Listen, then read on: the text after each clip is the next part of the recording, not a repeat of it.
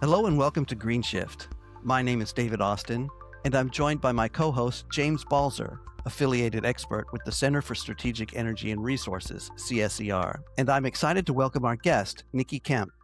Nikki is the Executive Director of the Singapore Green Finance Center at Singapore Management University. She also serves as a Director, Board Advisor, and Sustainable Finance and Investment Advisor in many other capacities, and is committed to mobilizing sustainable finance and investment for just transition to net zero and nature positive through radical collaboration and innovation. So with that, welcome, Nikki. Thank you so much for having me. It's such a delight to speak with you today, David and James. We are really looking forward to it. And I'd like to just get started with the real basics, if you don't mind. If you could please tell us a bit about you and the Singapore Green Finance Center and Singapore Management University. What is the focus of the center and what is your role in seeing it through? Yeah, thanks. Really appreciate the opportunity to talk about this because a lot of times what universities do doesn't always permeate from the academic space, and it really needs to. I think this is a key tenet and key mission of the Singapore Green Finance Centre, and something that SMU is very supportive of. I joined the centre as the head of the centre. It's been about 2.5 years now. And so really my first foray into the academic world. So my background is in banking and finance, and I've worked on a couple of other major strategic initiatives, one with the World Economic Forum and the OECD, and some other advisory work with the ADB and other institutes. So it's been quite an interesting last sort of 10 to 15 years, really focusing in on systemic change. And this is one of the key ambitions of the centre, and the reason why the centre was set up as one of the finance sector responses to Singapore's broader economic green plan. And that has targets out to 2030.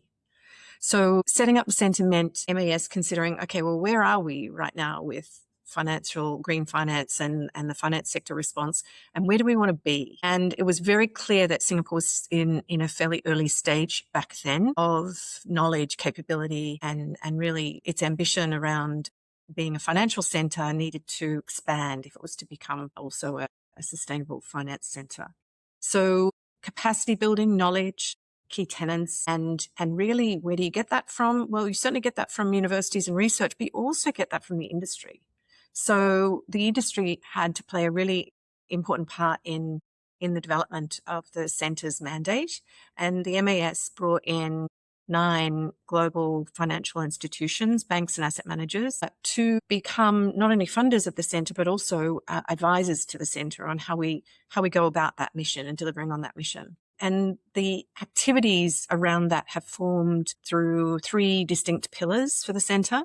One, of course, is anchored in research, and that's really the foundation. It's a key value proposition is anchored in this academic, empirically driven research. But not just to do the research, but then make sure it's usable for the industry. So how do we translate that multidisciplinary research into materials, understanding, data, knowledge for the industry and for policymakers? And we cover in the research, we could cover the whole gamut of research needed, but we can't. We really need to focus. And the focus really is on the areas that are going to have the most pressure in the system in this region around climate and resilience. And they're things like energy, now more recently green fintech and data centers, but also food systems, industrial transition, and what all that means for the growing urbanization across the region. The other 2 pillars, which are equally important, but I guess really take their lead from the research, is education, so capacity building, and really making sure that we're lifting the knowledge across the region, not just Singapore. And we do that through online learning modules as well as in person. And have gone to a great extent to ensure it's accessible. A lot of these modules are accessible through translating them into regional languages. And the final is, it might not sound like an obvious pillar, but it's really important. It's really intentionally being engaging for the industry and policy. So creating opportunities for our conferences, workshops, roundtables, etc., in order to have this dialogue and to really have a 2-way conversation between what is being generated through academic research and outputs and what industry and policy are seeing where the need is. So that's really the centre, and we're very excited to be continuing on. MAS and our founding partners have continued their support. And really what we're doing now is just building out that from a really strong Singapore base and now into the region, and really developing collaborations across the region and globally as well. And I should mention you have an event coming up in a few months, the Green Finance Academy, 28th and 29th October 2026. It's a 2-day program, and it gets into the detail of things such as energy transition and financing, food systems and nature, responsible investment and impact, blended finance, the intersection of AI and green finance, carbon markets, environmental policy, and green finance policy. For more information, you can find a link in the show notes. You gave us the background here in Singapore and how Singapore has its goals and sort of how the center got started. But, green finance across Southeast Asia, the progress remains uneven across the region. So from your perspective, what are the most significant structural barriers currently limiting the growth and accessibility of green finance in Southeast Asia more broadly? And they're persistent, David. It's a frustration of mine Okay. that we persist with these barriers. The IMF estimates put, and there's various different estimates floating around, but they're all large numbers. But the IMF estimates for emerging and developing Asia is a $1.1 trillion annual climate mitigation and adaptation funding need. I mean, that's mind-blowingly amount of money that's just specifically for that, let alone all the other investment that's needed. And the worst part of this is that we fall short by about $800 billion a year.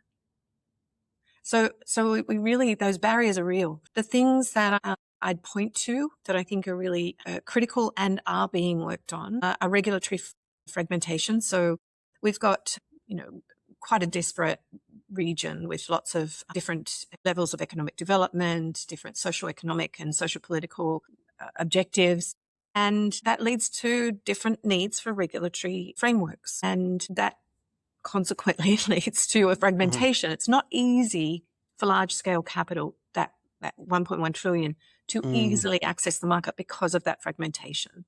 It doesn't mean, I'm not suggesting that everything has to be the same, by no means at all, but to understand that map, if you like, and to be able to facilitate some of the very important policy level conversations that lead to easier interoperability or connectivity between those regulations is really where we need to focus. And we talk about harmonization.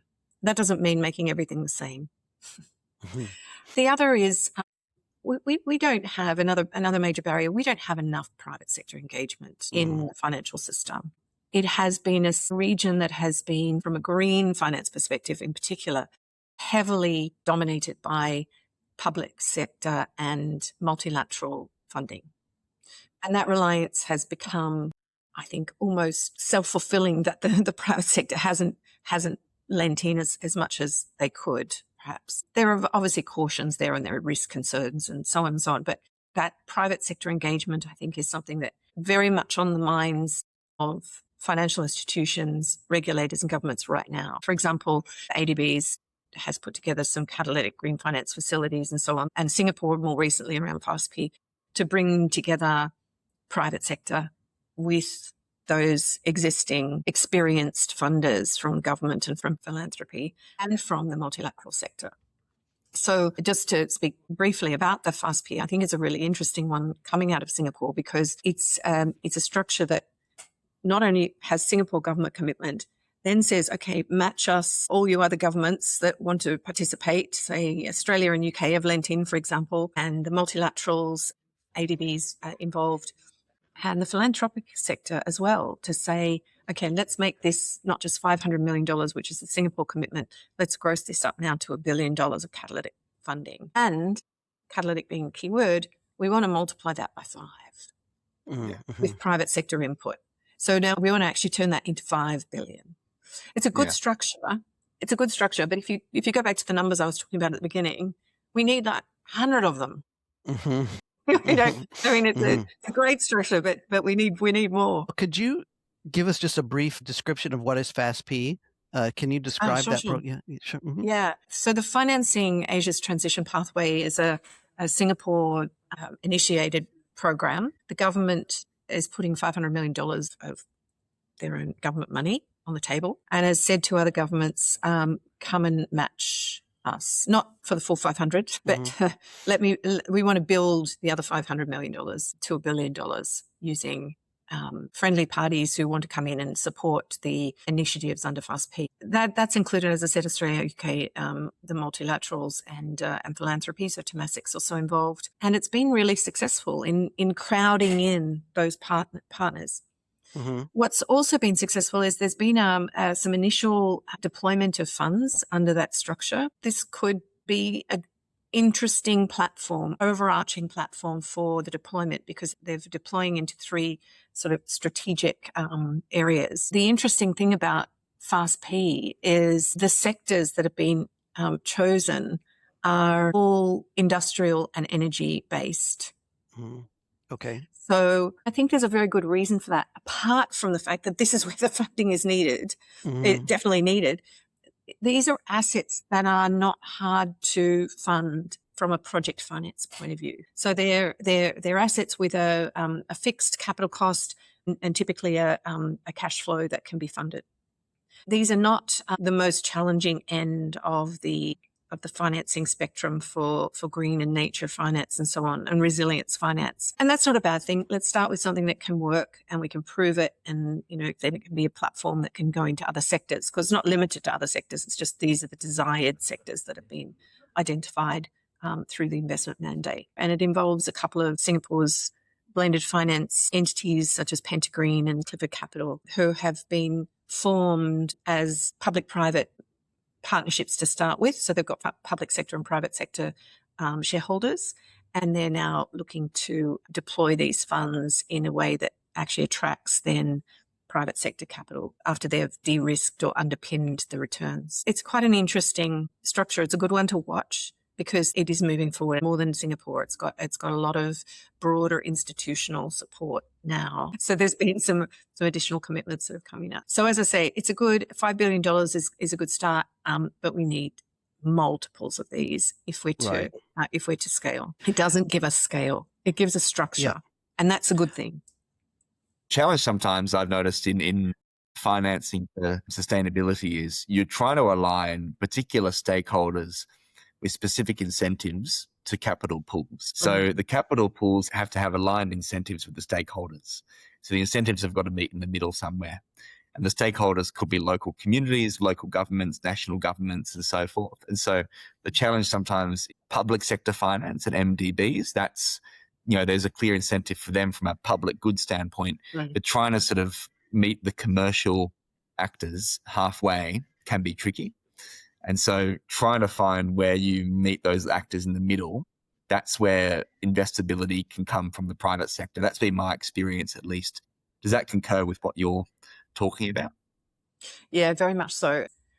Understanding blended finance has, in my view, these layers. So you start with, public and private sector capital coming together. One's providing free or low cost capital and taking on first risk, and the other is able to then come in on a commercial basis. Perfect. We all understand that. That's an easy layer to understand. When you start layering down into the specifics of who and how do they participate in this, who takes that risk and how do they take that risk, and what is the social dynamic that might be needed for a local funding structure that really needs to make sure that it's not just a giving, but it's bringing in the local stakeholders as potential participants as well. And we start to get into some very complex inter-creditor considerations, and they're not easy to navigate. And this is why a number of the blended finance structures have really not scaled, because they take sometimes years to structure. So, I mean, we have a major problem in that domain is yes, we know what the ambition is. How do we get it to the point where we can manage the global capital with the local requirements? There's a gap in the pipe, if you like, which we're trying to solve for. And it's there's a lot of really good thinking, people trying to trying to solve for this. And I can talk to some more examples around this as we go on today. You and I have talked about sort of performance-based investment. So SLL, sustainability linked loans, for example, and the challenge there being sometimes it's a bit of a race to the bottom. So people kind of try to agree on what the metrics are for the payout at the end, and typically they want to make it easier on themselves. So yes, the public good is increasing sustainability outcomes, but when it comes to the table on agreeing on metrics from the private financier, then the incentive is not actually there to serve the public good necessarily. So that's the challenge. That's a good example of where the incentive and the intent don't seem to align in that particular deal structure. Would you say that's correct? Yeah, the SLLs have been really problematic. They're a great concept, but and same with SLBs. So anything sustainability linked where you're funding based on some KPI deliverables around some sustainability metrics. And those metrics are typically, not always, but typically tied to pricing benefits as long as you meet the incentives. And sometimes, not always, penalties for not meeting them. The challenge is if you're sitting there at the front end structuring this, you're not going to agree to anything if you're a borrower that you can't meet. So the ambition already just drops. Instead of it being something that sounds like a great opportunity to extend the ambition, it becomes I like your phraseology of race to the bottom.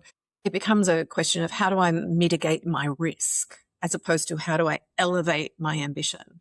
And I think that's been sadly a tragedy of the sustainability linked structures, both in loans and bonds. I just wanted to follow up on something else that you said. I mean, and it's about this blended finance. You're talking about how it's been so difficult and it hasn't been scaling. Are there initiatives that the center is doing right now that is trying to get this private sector capital to join in at this time in projects like the ones that you just described? Sure. We're watching very closely what's happening with FastP and may well do some analysis of the outcomes of it. I'm certain there will be some activity around that. We have had a focus, a very specific focus on energy transformation in the region. It will underpin the future economic resilience of the region.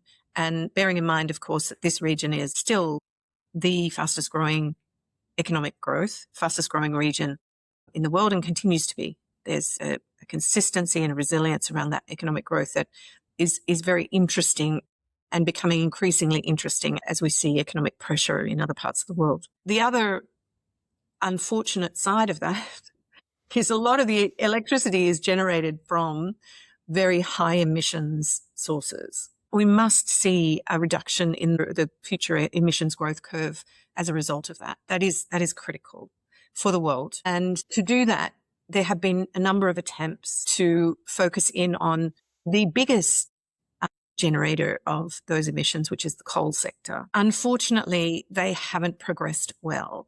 So both the JETP and the ETM, so the JETP, the major multi-government donor contributions to Indonesia and Vietnam after attempting to do so in South Africa, the JETP standing for Just Energy Transition Partnerships, and the ETM, the Energy Transition Mechanism that the ADB has been leading on a specific coal project in Indonesia and one in the Philippines.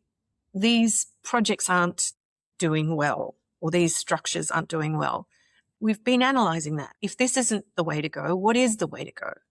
And one of the attempts to solve this has been to go down a path of saying, well, let's look at it from the country's perspective, as opposed from the world saying, oh, we've got to decarbonize and get out of coal.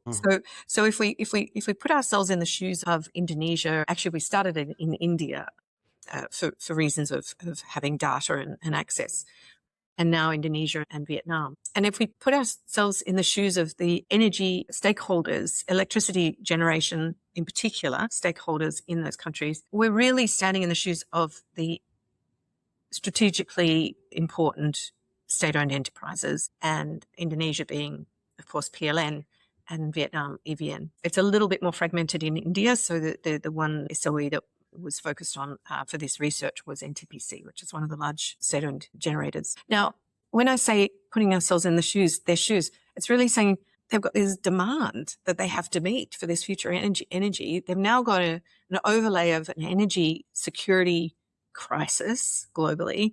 And in some cases, in particular Indonesia, have a very vertically integrated coal industry. Let's talk about that. Let's talk about what's possible. Now, PLN have put out two pathways, decarbonisation pathways. One is business as usual, and the other is a more aggressive pathway that says, we can do this if we get help. Okay, we want them to go down this more aggressive pathway. That's where we want them to be. And this is their own pathway. They designed it. And so we say, okay, well, how do we close that gap for you? What does that look like from a financing perspective and a structural perspective? So we've changed the conversation. It's no longer you must close down coal power stations to how do we help you reach this ambitious goal that you've stated?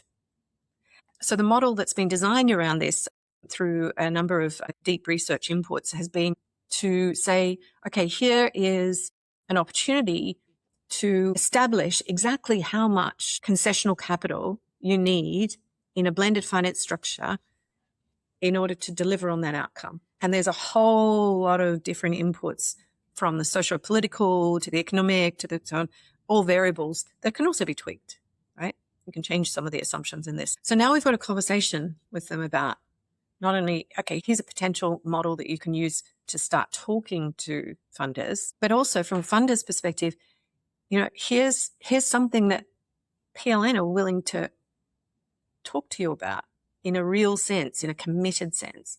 I guess if you think about the criticisms that I just had around the sustainability linked products, it's really shifting way beyond that, because it's now saying, okay, we're going to have a comprehensive model of what that looks like to reach that desired emissions intensity pathway that you've stated. Now, it's not small money in the total need, but the concessional capital need can be shrunk down if you change certain assumptions. And this is where the linkage into regulations, standards, reporting, and so on can help, because now the more transparency and visibility that you have around these assumptions, the tighter we can bring this concessional piece in that we need, and the more we can catalyze then hopefully the private sector funding. So this is in the process at the moment of quite deep discussion, and hopefully it'll lead to something that can test. The other point around this that is really interesting, I think, is it moves from this project by project by project based thinking to a platform or an entity. Mm-hmm. And in this case, it's corporate finance. It doesn't have to be corporate finance, but it's an entity based. It's like we know you've got to balance and a whole range of different priorities here in terms of risk, zero default history, so great risk profile. It aligns with the private sector banks' stated climate goals, which is to reduce emissions in their scope 3.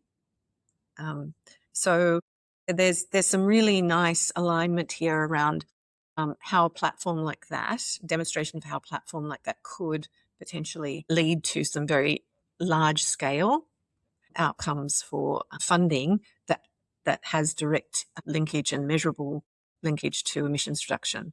And that's just on the climate side. So, how you structure these types of platforms for other non-emissions or emissions plus, maybe it's emissions plus is this could potentially be a model that could be used. So yeah, we are doing some quite specific work on this, and it's reaching the stage of, I guess, proof of concept or how do we plug this into an actual test case with PLN, and then soon to be later this year EVN, which is of course a very different regime. So there's some quite different components in the modelling around that compared to PLN. Well, James, Nikki just mentioned about almost everything that you've been studying lately. So you want to follow up with that, and you can add on to that, and you can move on to the next question as well. James, you can take it from here. Yeah, well, it's interesting you mentioned concessionalities. I think that's a really interesting discussion, because what does concessionalities do you have to engage with? And then once again, going back to the private sector point, if you engage in concessionalities, does that reduce private sector incentive to lend finance? Like, where do you draw the line? I'm interested in that. Yeah, I think it should be an objective outcome. there's a real opportunity here to use good disciplines around modeling to determine that, because otherwise it's a negotiation that may or may not end up at the right point. I take what I can get kind of outcome. And that may mean that you've actually underfunded the project. And that's a disaster, right? Because you won't be able to meet any of the objectives or really undercut a lot of the objectives. Every scenario should have a calculated amount of concessionality that's needed in order to bridge what is commercially doable and what isn't. So what's bankable effectively. And that bankability, unfortunately, doesn't appear to be something that's going to move anytime soon. So the commercial sector, talks about this. This is what they need for bankability. One of the inputs that could possibly shift that is the perceived risk. And I think we can also help with that in doing the analysis around risk in sector, risk in country, risk in transaction, and so on. And I think if we can get the development banks to be a bit more open from their GEMS database, which is the default data that they have now shared amongst themselves, but not to everybody else, default risk on emerging markets. And what they found is that actually, in many cases, the default rates are much lower than the perceived risk or the allocated risk. So that is, to me, one area that you could definitely bring down the concessionality if you can bring down the risk rating that a private sector funder is allocating to that transaction or that company. And there's many others, but this should be modeled, not kind of estimated and, how much can I get? The how much can I get is a I think a little old fashioned, but maybe it's still happening. Yeah. You talk about project finance as well, and that's interesting because a lot of my conversation recently in climate adaptation and mitigation has been about how do we move beyond project by project to think about portfolios. Yep. And that's really important because tech stacks really matter. So one of the things we've been looking at is regulatory harmonization of CCUS in ASEAN. Yep. And if you want to do that, you can't just look at capturing on the site and funding that. You've got to think about the logistics. You've got to think about the regasification plants. You've got to think about the various pipelines you have to fund. Like, it's a whole kind of ecosystem in of itself. I think that also applies a lot to solar energy and wind. There's transmission lines, there's batteries, there's inverters you need. So, you got to think about the full tech stack it exists within. That's my impression. Does that resonate with your beliefs as well? It does. There is a tendency for the commercial financial sector to look at an asset level funding. So how do I isolate that asset from a capital input? So what's the capex needed? How much and how long is that going to take? And then what is the cash flow that's going to come out of that? And none of these assets sit in a isolated. Well, very few of them. Some of them do. Very few of them sit in an isolated commercial context. And thinking about it from an ecosystem or tech stack is so critical. I would challenge also some of the thinking around from the energy side, or perhaps there's an opportunity. Let's turn it around to the opportunity. There's an opportunity for us to think about energy transformation in this region that doesn't just say, how do we replace the generation with renewables and then build the big generation plants and connect them all with distribution wires and pipes and replicate this old clunky energy system that we've seen in the post-industrial era in the developed markets.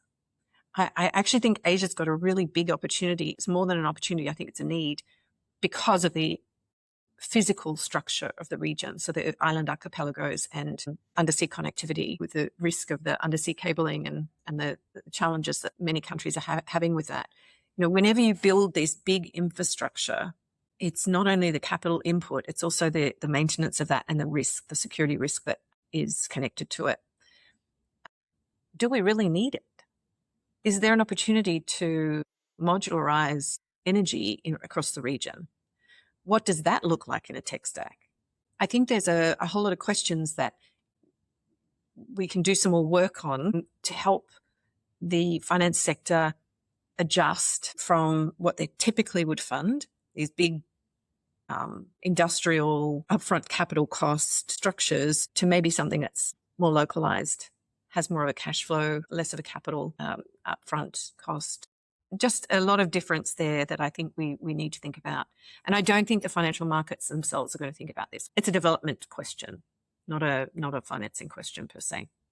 Yeah, it's fascinating. It's so interesting. And talking about sort of security and portfolio finance, one of the things we also want to be looking at is adaptation financing, which is challenged to scale because the actual deal structure to align the incentive stakeholders and capital pools is quite difficult for resilience financing. And so in your view, what are the specific financial, regulatory and/or institutional barriers preventing capital from flowing into adaptation-focused projects?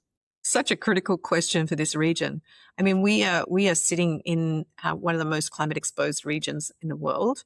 And at the same time, we've just talked about the challenges for financing. There's also a definitional issue. So what actually is climate adaptation resilience?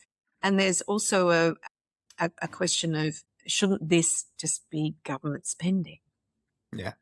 Right? Yeah. This is such a good point. this is shouldn't this be government spending? Anyway, the answer to that is, of course, governments are very fiscally constrained after COVID, and they continue to be. So there's just not enough money for the amount of risk that needs to be mitigated. We know that that's a reality. And we know that the physical risks here, they're not theoretical.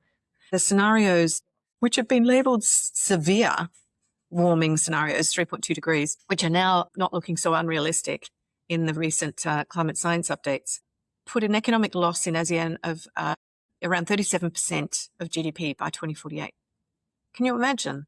More than a third of ASEAN's GDP is lost due to that warming scenario, the results of that warming scenario. What's even more interesting is that compares to the global average loss of 18. So very highly exposed. This is a necessity. And this is one of the reasons why the Singapore government announced this year as being the year of adaptation and resilience. Big focus. One of the things that I would point to is the financial sector that addresses most the question of resilience, which is insurance. Talking to the banks, they of course don't fund if you don't insure. Yeah, but increasingly, that insurance is beyond the price tolerance of the asset owner, or is just completely uninsurable, depending on the amount of flooding or storms or so on. We're reaching a point where a number of asset classes, housing, for example, a basic need, becomes uninsurable. And this isn't just ASEAN, of course. Our home country is facing this in Australia as well. There's a major question here about the role of insurance, not just to come in and insure building a home, an asset, but also when they do, what does that look like from a risk perspective? And can that be priced, because insurers are really good at risk assessment, can it be priced in a way that the overall cost is reduced, because then the funding cost comes down from a blended perspective? And if you add in some concessional capital, perhaps that can work as well. So there's a real need for this cross-sectoral participation in this question. And I don't think we have anywhere near the answers that we need in order to properly fund the adaptation resilience need. I mean, if you look at Singapore alone, rolling out coastal protection efforts and heat, I think it was $100 million. It'll barely touch the need here in Singapore. And this is a tiny, tiny little island. So the funding needs are exponentially higher across the region, and a bit increasing more and more as we don't reduce emissions. That gap is just broadening. There is no solution here without the insurance sector. So I think that's a must. The region is very underinsured. I think the last numbers were about 3.5% of GDP is the insurance budget across the region, and that compares to about 50% in many of the developed countries. So, deeply underinsured. There's also the question of, can this be tied to what are not insignificant pools of domestic savings rather, and these are individuals. So domestic savings are not being captured in any sort of systematic way in many countries to deploy into long-term investment or long-term savings. And could that be tied to insurance product? So there's a really interesting work that's going on with some of the insurance companies around some of these innovations. And I think this starts to give rise to some funding models that can be developed around this. Yeah. And I always say, I think if you want sort of 3 types of capital pools that appreciate reducing tail risk, right? It's going to probably be pension funds, insurance funds, because insurance companies, as you know, they actually invest a lot, probably a bigger revenue stream than insurance premiums. And also family offices, I think, as well. Because family offices have that kind of intergenerational perspective as well. I always feel like they're the low-hanging fruit in this discussion sometimes. What do you think about that? Yeah, I mean, the family office is an interesting one. I think family office investment is typically looking for, as you say, long-term societal impact linked returns. And this could be definitely an interesting one, but it also has the opportunity for them to perhaps defend some of their other investment. So it has if you put money into something that's going to help reduce the potential risk of flooding in Singapore, does it help also reduce the potential risk of your investment properties and so on and so on? I don't have access to, I'm sure the numbers are there around the capacity of that sector. What's the total estimated capacity of that sector to invest in adaptation and resilience? But certainly an interesting one. I don't think there's a huge amount of concessionality necessarily appetite in that sector, but there is certainly connection of that financial returns with societal benefit. The philanthropic sector, I constantly get reminded that this is not just money to be funding where governments and commercial don't. Yeah. This was reminded to me that recently. So there's a good hard look at how the philanthropic sector can participate. I want to come back to our FAST-P on this because I do think the way Singapore's structured the FAST-P is a really interesting structure as to how you bring the government philanthropic, and in this case it was other donor governments, but equally it could be an interesting one from a family office contribution. Exactly how much appetite and capacity is there in that family office funding pool, if you look at it as a total funding pool in the region. You were talking about kind of the perceived risks versus the data that show that maybe it's not that risky. Is this something that like the rating agencies need to address? No, it's not. Okay. No, How would it be addressed?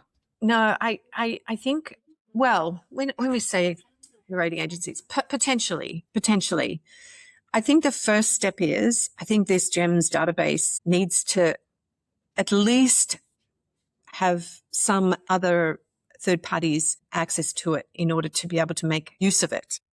Okay. Because at the moment it's stuck within the multilateral development banks agreement, and they're holding onto it quite tightly. And I think that that's an issue because we can't then, to your point around the rating agencies don't have any alternate data to use, or they have to create their own. So that would be crazy, right? Is trying to replicate what's already there. So from a multilateral's their mandate, I can't understand why it's not made available, this database. But the second part is a lot of global commercial capital does rely on ratings. Sovereign ratings, of course, are always going to override any project level transaction in a country.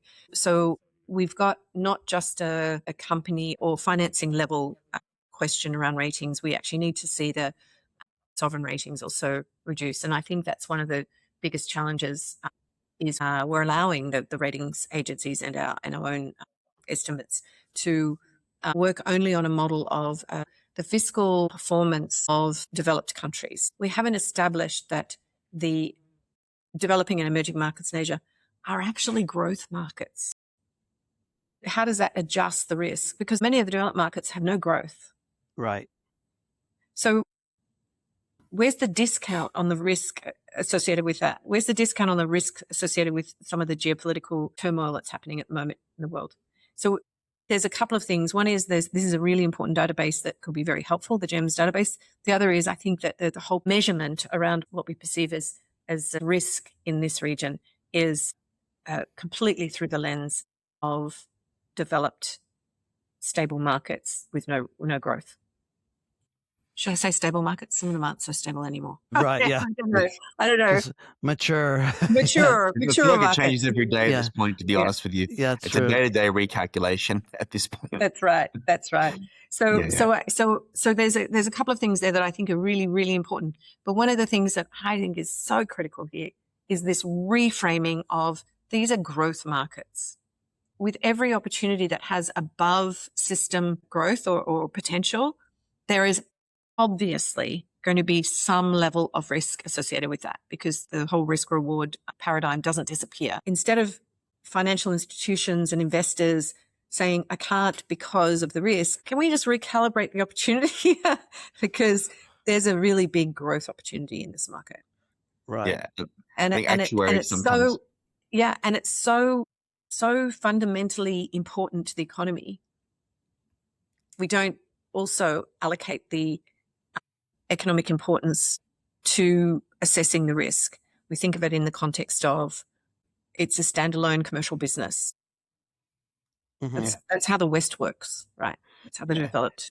This is not how necessarily this region works. So I just think we've not quite got it right. But yes, you are right around this, the rating agencies. They need to be in this. They need to be in this conversation. Yeah.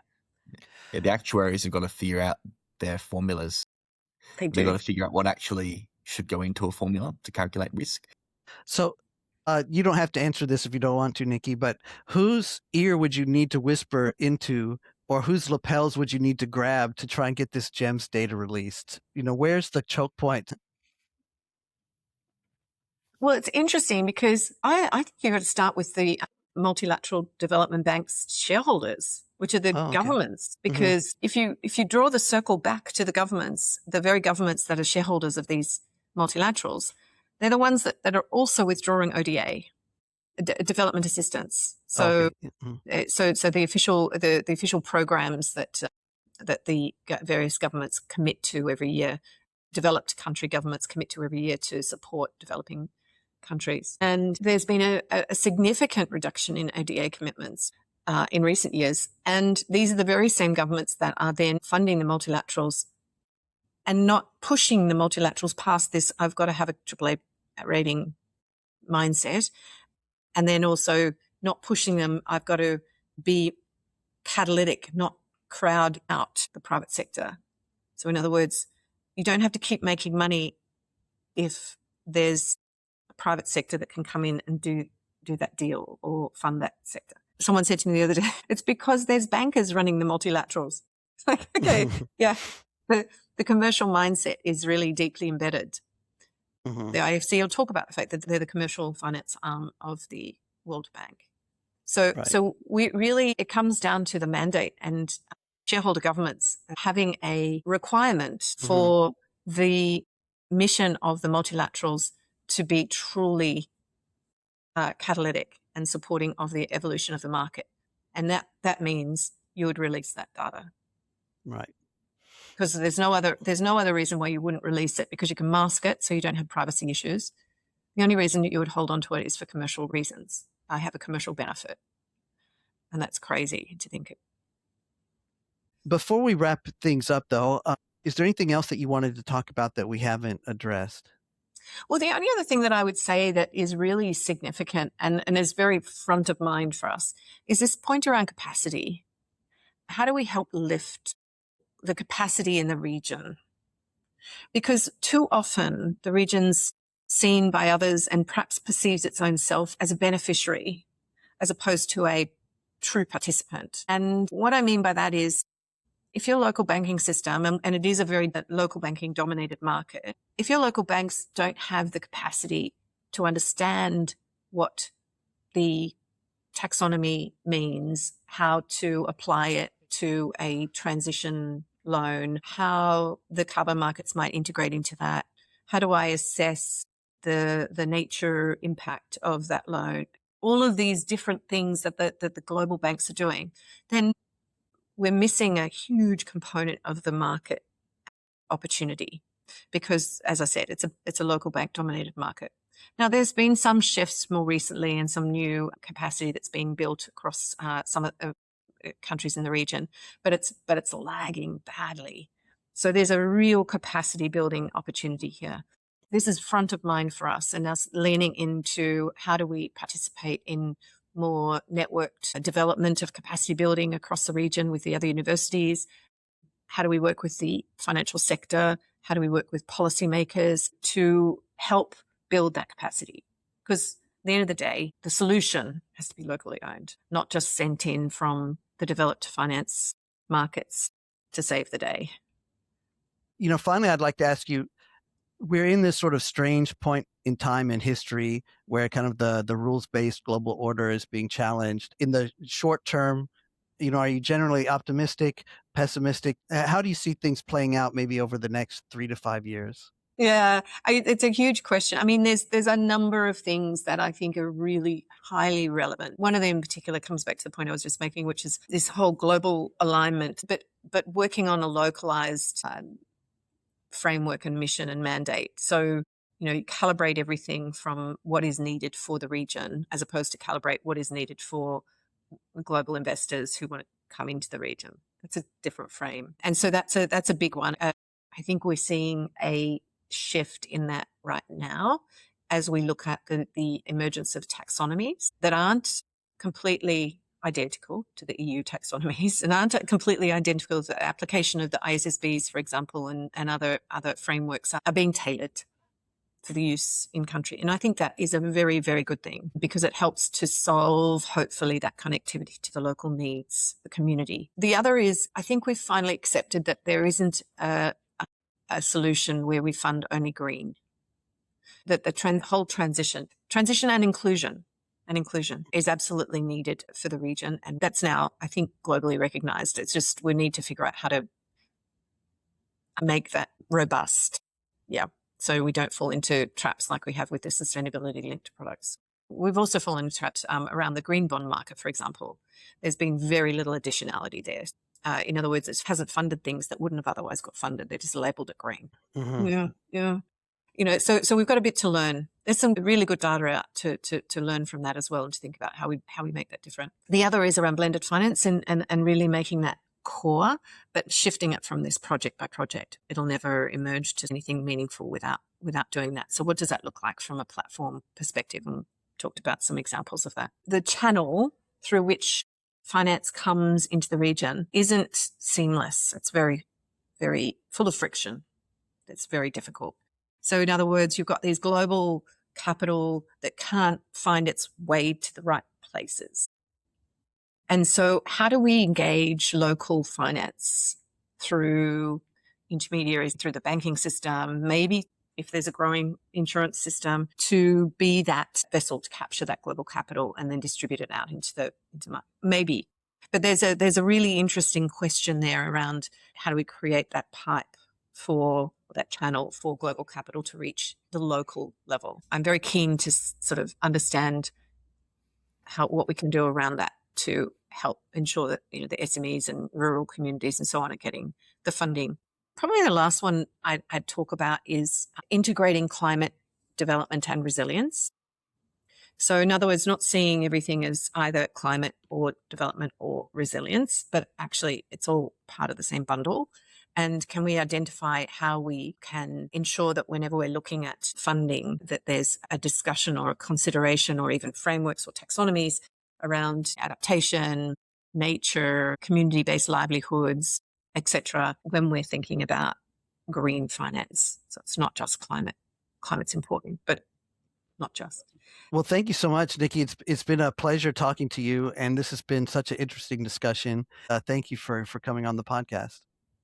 It's my pleasure. Thank you so much for having me, David and James. It's really interesting conversation, and as you can tell, something I'm quite passionate about. So always keen to talk.